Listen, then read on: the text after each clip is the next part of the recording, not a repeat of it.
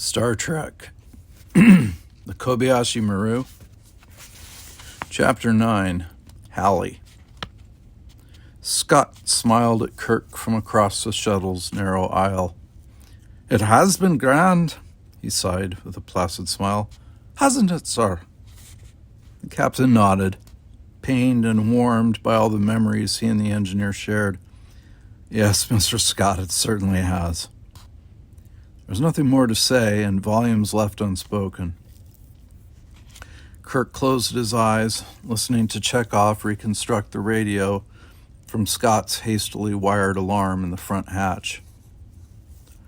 "Come on," he heard McCoy cajole the engineer softly.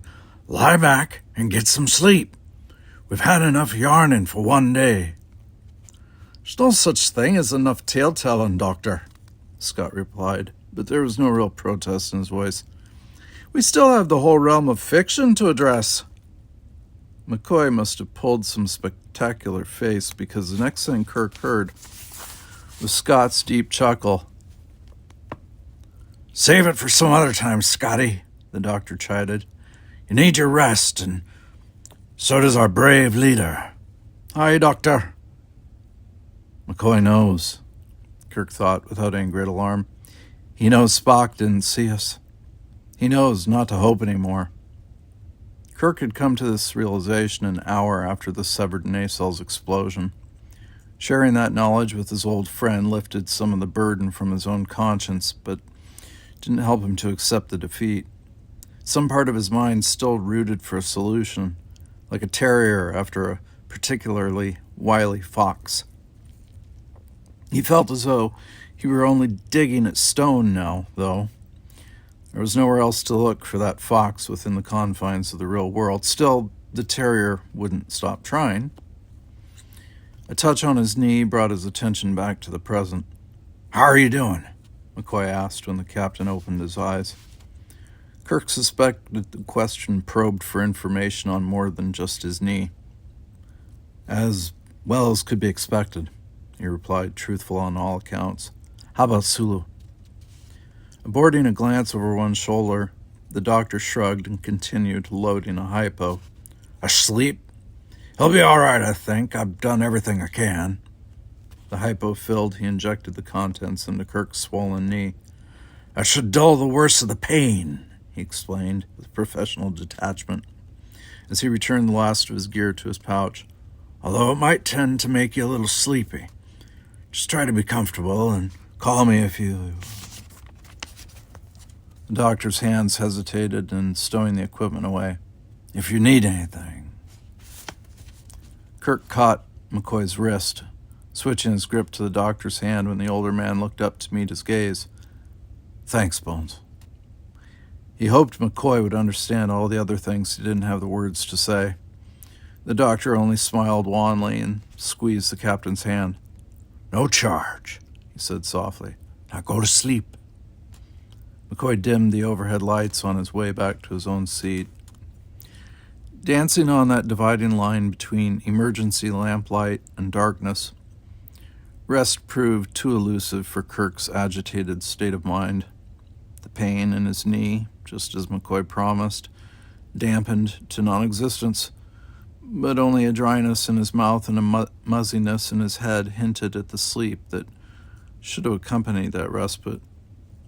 One by one, all movement from Scott and McCoy stilled, both men's breathing drifting into the childlike susurrus of exhausted sleep. Sulu's harsh, strained breathing blended with the quiet white noise from the damaged radio up front. "I've done it," Kirk thought, oddly fascinated by the realization. "I've failed." He tried to reject the thought, but couldn't. So far, the only way they'd kept themselves safe was by exhausting every available avenue. Now there was nothing left to hope for, nothing left but the waiting. "I won't give up," Kirk insisted. He valiantly wanted to dig for just one more try, but exhaustion crept in too close, and he felt his eyes begin to close. "I don't believe in the no-win scenario."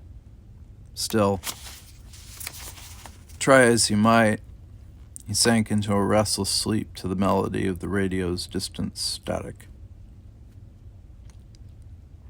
And awoke in a fever, certain of what they must do. Kirk pushed himself upright, delighting in the swell of anguish that engulfed his knee and the giddy, dizzy darkness that lingered all about him. Only one emergency lantern still burned in the main cockpit, where it illuminated only the front quarter of the passenger area.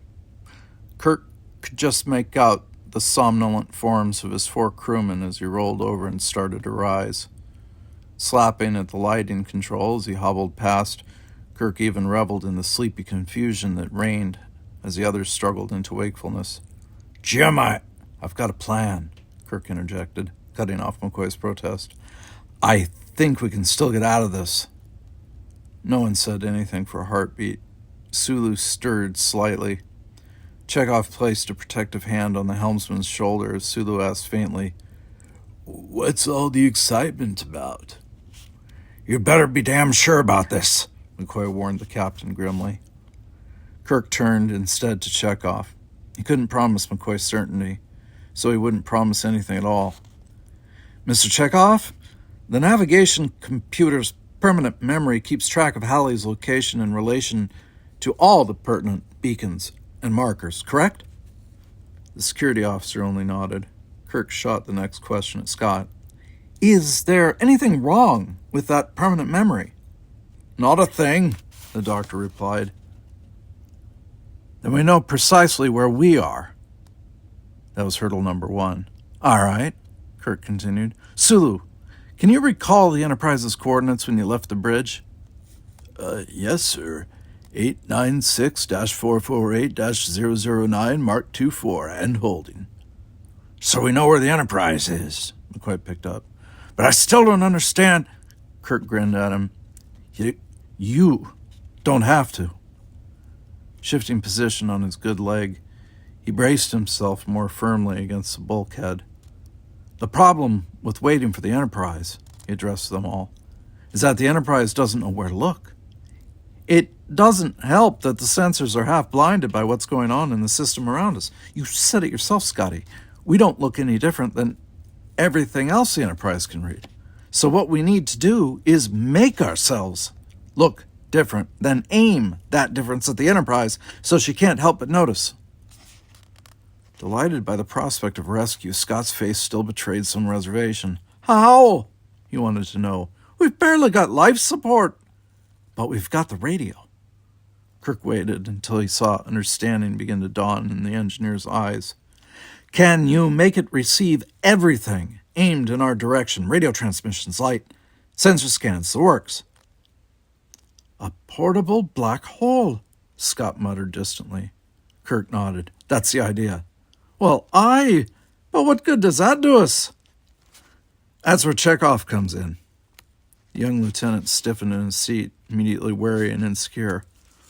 "Let's presume Spock started running a logical, by-the-book search pattern as soon as the Enterprise lost track of us. That should be a safe assumption." That should be a safe assumption." Kirk ignored the doctor. "I want you to use that assumption and the coordinates Sulu remembers to plot out where the Enterprise is now in relation to us." He returned his attention to Scott. "If we can direct your black hole at the ship, a routine scanner sweep should pick it up. I'm trusting Spock to do the rest." Scott nodded absently, his fingers twitching on non-existent circuits as he plodded through his construction. "We'll have to coax that remaining engine into action," he mused, not fully turning his attention away from his thoughts. "With a bad converter, we'll have to suck off all our life support and lighting power if we want to beat this tumble long enough to do any good." Then his eyes focused abruptly, and he shot an anxious glance at Sulu. "Assuming we've got a pilot, that is." A brave but weak smile tugged at Sulu's lips. "That's where I come in," he croaked. His dark eyes flicked to one side in search of McCoy. "Better get me off these drugs, Doc," he advised blithely. "It's going to be bad enough trying to pilot when I can't turn my head." Blue eyes clouded with apprehension. The doctor shook his head. "Jim can do it." Kirk almost laughed. No, Jim can't. Before McCoy could protest further, Sulu explained, the captain can pilot a fully functional ship, all right, but this isn't the same thing. It would be kind of like trying to ride a unicycle when you only know how to ride a bike. Same principle, different skill. He tried to flash McCoy a reassuring grin. I'll be okay. Sulu, you start messing around with that shoulder, you'll... McCoy's voice trailed off as he saw the look on the lieutenant commander's face. Kirk nodded. We have a problem. Chekhov's dismal voice brought everyone's attention back to him. He stared up at Kirk in mixed amazement and dismay. The equations we need, he explained, looking at the others as though in apology. Mr. Spock might be able to do that kind of mathematics in his head, but I can't, not without a computer. Kirk felt his hopes slip away. Can you work out the equations by hand? Scott called from the rear. The engineer had already bounded out of his seat to begin collecting various equipment and tools.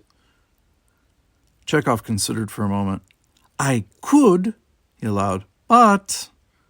Grinning smugly, Scott reappeared in the doorway with a slender rod in one hand. How about on deck plates? Frowning as Chekhov rose to study the offered tool, Kirk asked, What is that? The engineer pulled the rod down the wall by his head, leaving a shiny dark streak behind it. A deck marking tool, he explained. You use them for marking circuit information on bulkheads and decks. He handed the little tool to Chekhov with a triumphant flourish. Where do you want to start? Thinking ahead, Scott tore up all 4 rear seats while Chekhov was still occupied on the back wall. The seats Scott jettisoned out the airlock. The Russian carried his figurine down onto the floor without pause. Excitement built in Kirk like a coiled clock spring, ticking away at his patience with every line of equations scribbled across the scuffed deck and walls. Across the aisle from him, Sulu's bright humor slowly faded as more and more of McCoy's pain-killing drugs washed out of his system. I'm going to be okay, he kept assuring no one. We're all going to be okay. McCoy paced until Chekhov explained, somewhat irritably, that he was going to have to start riding on the doctor's feet if they weren't kept out of the way. The suggestion moved Sulu to laugh, but McCoy was somewhat less amused. He retreated sullenly to his front row seat, tucking his feet protectively beneath him as he watched Chekhov work along the floor. Kirk did his best to encourage everyone to remain calm, despite the fact that he'd have outpaced McCoy if his damaged knee allowed. Only Scott gave the captain no headache throughout the planning. However, watching the engineer disappear into the back with an increasing amount of the forward hatch finally caused Kirk to quip, Leave Sulu something to pilot with, Scotty. The burly Scotsman laughed with pleasure. The toilets go before the helm does, Captain. Don't you fret. But Kirk fretted anyway. McCoy kept an equally worried eye on his patient, occasionally reaching across the seats to touch Sulu's uninjured shoulder. You all right? He asked time and time again. Sure, Sulu always assured him. Adding the last time, I need to be clear-headed if I'm going to pilot this wreck. The doctor snorted. Are you going to be clear-headed while you're in this much pain? Sulu made a tiny sound that reminded Kirk more of a sob than a laugh. More than I would be on your drugs, he replied thinly. Then after a minute's pause, just keep talking to me, okay? Sulu! Chekhov called from the rear of the shuttle. He was out of sight behind the remaining seats, guarded over by a wall of navigational graffiti. What are the Enterprise's last coordinates? Pavel, the helmsman sighed. Didn't you write them down? Tell me. 896-448-009 Mark 24. Chekhov finally sat back on his heels with a weary sigh. Cramped black writing sketched a cobbled path down the length of the main aisle. He stretched, stood, and stretched again, then turned and jotted several lines of numbers on one of the front walls. Pry this loose for me, he instructed Scott on one of the engineer's trips. All finished? Scott asked with a smile. Chekhov nodded, not exuding quite the same level of optimism. That's our course. I'm ready to fly. I'm ready to fly, Sulu insisted. His voice was stretched as thin as fine wire. But I need help getting up front. Scott paused by the helmsman's seat. We don't need you yet, he told Sulu, displaying the increasingly complex device in his hands. I've got to get this outside first. Hang on a while longer. I'm fine, the helmsman answered faintly. I love my job. Scott smiled. I know you do, lad. I know. The extravehicular duty fell to Chekhov this time. Scott double-checked every seal on the lieutenant's suit, clucking and scolding like a maiden aunt as he pressed the hodgepodge contraption into Chekhov's hands. Belay to the lock before we crack the doors, he stressed sternly. And keep this thing tied fast to you. Lose it, and I'll see you busted lower than you've ever dreamed. Chekhov tugged at the cable fixing Scott's device to the suit. I won't lose it, he assured Scott. Then he pulled on his helmet before the engineer could harangue him further. Scott caught the lieutenant's helmet in both hands just before Chekhov turned away. Be careful! He stared hard through the thick faceplate. You hear me? Kirk saw Chekhov nod once. Then the lieutenant stepped into the waiting lock and was swallowed by the closing doors. No radio chronicled Chekhov's progress along the shuttle's hull. Scott tried to reassure Kirk. He's only gone a little way, not even as far as the nacelle. There's a service hookup that gadget will fit right nicely. It didn't help. Kirk finally insisted McCoy and Scott move Sulu into the front hatch, just so there would be something else to do. Every step proved agony for the young Asian man. As the pain increased, so did his breathing, which only tore at his damaged shoulder more. By the time they situated him at the front console, his sobbing gasps had almost torn Kirk to shreds. The captain hobbled into the front doorway to find McCoy kneeling by the helm. Let me just give you something. Sulu couldn't even command the breath to object. He simply clutched at McCoy's wrist with his good hand and refused to let go. Damn it, Sulu! No, the helmsman whimpered. Doc, please. I'll be okay. The doctor clung to his hypo as though afraid to try and cope without it. You're sure? Sure. McCoy retreated into the passenger area without even commanding Kirk to sit down. Chekhov returned less than 5 minutes later, flushed with excitement over the successful placement of the beacon. Stripping off his helmet and gloves, he joined Kirk and Sulu in the front hatch as Scott went aft to fire up the engines. You'll have the course? Chekhov asked Sulu as he stepped out of his E-suit. Sure, Sulu whispered. He pointed shakily to the marked bulkhead plate before him on his panel. But why don't you read them off to me so I can just think about piloting? Kirk plucked the square of metal off the console and handed it back to Chekhov. The security officer took it with a wan, worried nod, but his voice was calm and confident as he reported to Sulu. Bring us about to heading 896-448-887 Mark III. I'm Mr. Navigator. A resonant chunk, clunk, clunk, clunk passed down the length of the shuttle as Scott killed the main lighting. Kirk heard McCoy rise wordlessly in the passenger cabin and begin snapping on the emergency lamps once again.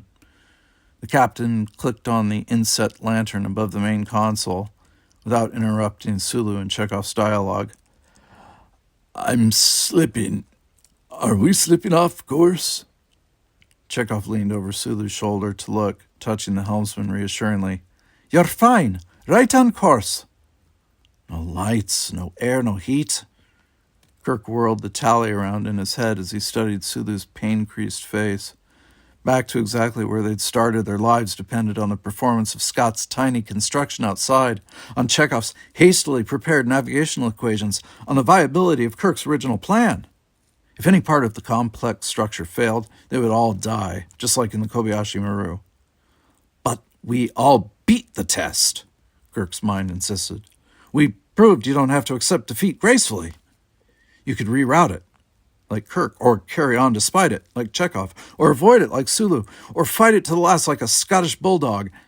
They would do all those things before giving up now, if Kirk had to sacrifice his own soul in the process. "Heading, Mr. Sulu?" he requested in his most composed captain's voice. 896-449-678, Mark 89. Very good. He glanced up at Chekhov for verification. The Russian simply nodded. Carry on.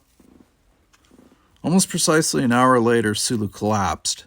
He simply didn't respond to Chekhov's course correction, then slid slowly sideways until Kirk was forced to lunge out of his own chair to catch him. Chekhov and Scott carried the helmsman back to the passenger cabin. This time they laid him gently in the center aisle, atop a layer of heavy uniform coats. Chekhov spread his own jacket across his friend's torso. "Do you think it worked?" the Russian asked quietly as McCoy administered a series of injections to Sulu's lifeless form. "If the black hole worked," Scott tendered glumly, "there really was no way I could test it." "And if Spock happened to search in this direction," Kirk added. "And if my equations were correct." "Listen to all of you," McCoy grumped crustily. He stomped back to his own place and seated himself with determined confidence. "It worked. Now shut up and wait." It was cold again and dismal. Kirk hoped they wouldn't have to wait for long. "Ah, Jim, look at her. She looks like an angel." Relieved almost to the point of tears, Kirk didn't respond to McCoy's enthusiastic commentary. The Enterprise filled his eyes and heart beyond his ability to react to anything else, and all he could think was that to him, the great ship looked like a fairy tale swan. McCoy's shining blue-white angel had flickered into view a mere 15 minutes after Sulu's collapse. Growing in the starboard ports like the rising sun, the point of light rapidly took on the shape of their salvation. Kirk hadn't seen the big ship from the outside for a long time. He'd almost forgotten how beautiful she could be. Scott dashed about Halley, closing up equipment lockers, battening down the cannibalized panels. "What a bloody mess!" he kept exclaiming. "If I let my lads see a work area I've been in while it looks like this, I'll never get them to put their gear away." "What are you going to tell them about the seats?" McCoy wanted to know. Scott groaned. I'll say we built a drive engine out of them. It'll keep up their respect." "Tell them the truth," Kirk suggested. "That should build enough respect." "You don't know my engineers," Scott said. "Big-headed, all of them. It's best if they think I can build a ship out of scrap wire, believe me." By the time the Enterprise's rear shuttle bay engulfed their wayward craft, Scott was trying to decide if he should dismantle the defaced interior walls or keep them for posterity. Chekhov stalwartly refused to voice an opinion. McCoy sprang to his feet the moment Halley bumped to a cockeyed standstill at the center of the shuttle bay.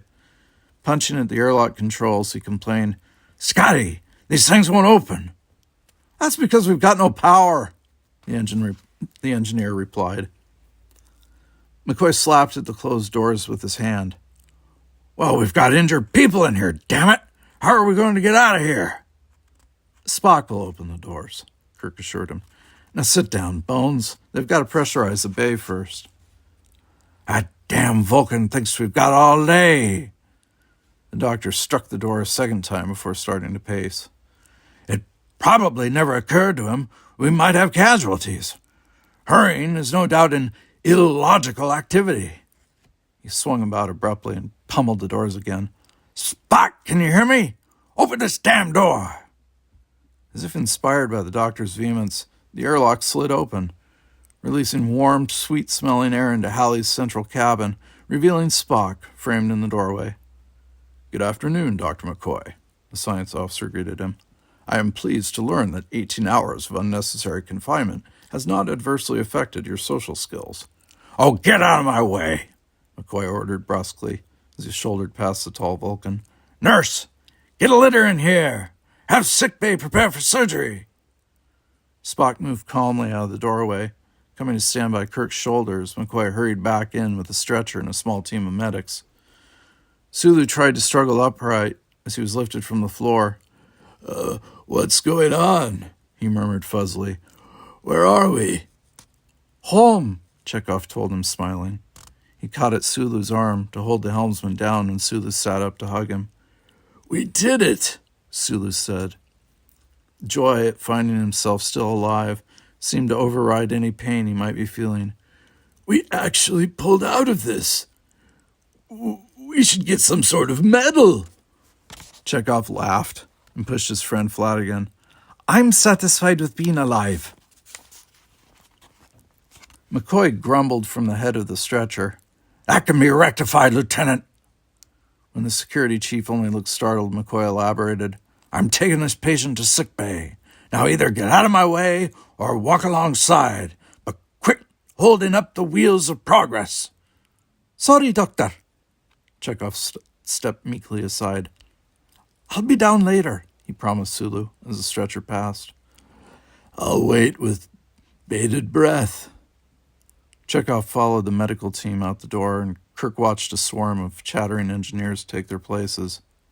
Don't touch the walls, Scott bellowed at the tech, who scratched at the equations with the thumbnail, seeing if the script was permanent. I haven't decided what I'm going to do with them yet.